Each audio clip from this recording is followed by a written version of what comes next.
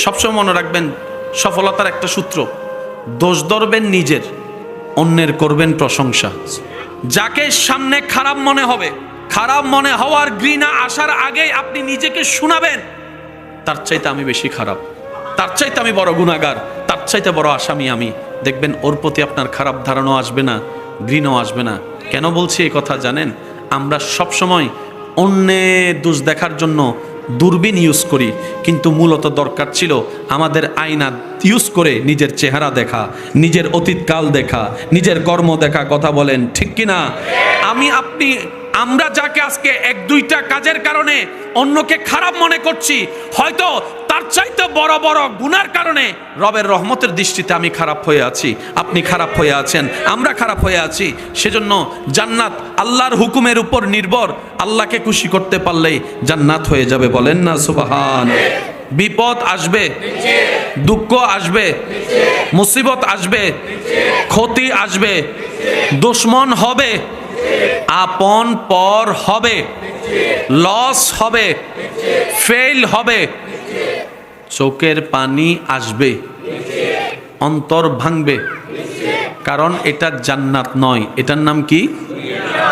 ফরমানকার এবার আল্লাহ পাককে বান্দা বলে, আল্লাহ আমি তো ছোট একটা মানুষ,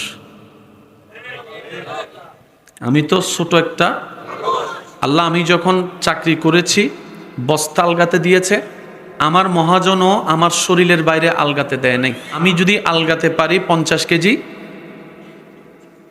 আমাকে 40 কেজি দিয়েছেন, আমাকে মহাজন মায়া করত।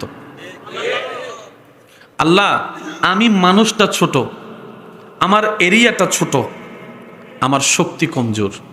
আল্লাহ এত লোডের বিপদ কষ্ট মুসিবত আমি কি আলগাতে পারবো?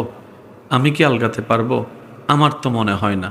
এবার রব কোরআনে বলছেন, লা নুকাল্লিফুল্লাহু নাফসান ইল্লা উসআহা। বান্দারে মনে রাখিস, জেনে রাখিস, যে যতটুক আলগাতে পারে আমার বান্দাদের ভিতরে আমি আল্লাহ তাকে ততটুক দিই, এর এক চুলও বেশি দিই না।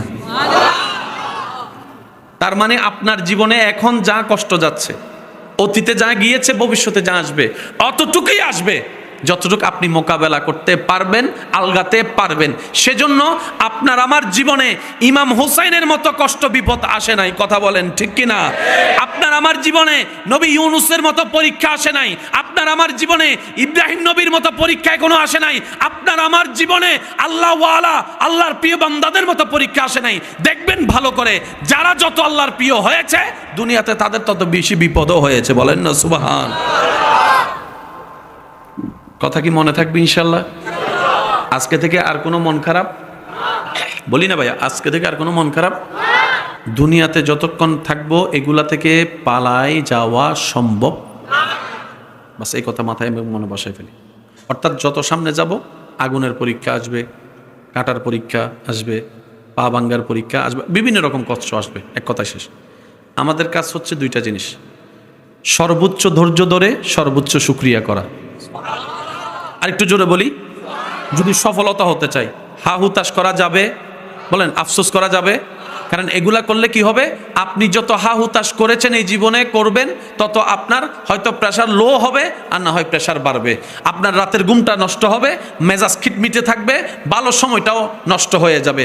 লাভের লাভ কিচ্ছু হয় নাই, হবেও না।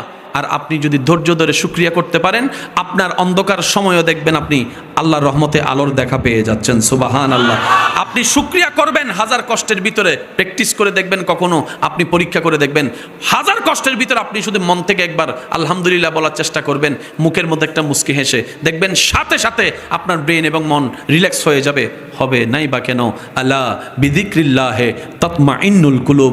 রবের প্রশংসা জিকির যখনই করে বান্দা, অন্ধকার অশান্তি অন্তরে শান্তির দেখা মিলে যায়। অন্তর যখন সৃষ্টিকর্তার নাম শুনে, অশান্ত অন্তর শান্তি হয়ে যায়। সুবহানাল্লাহ।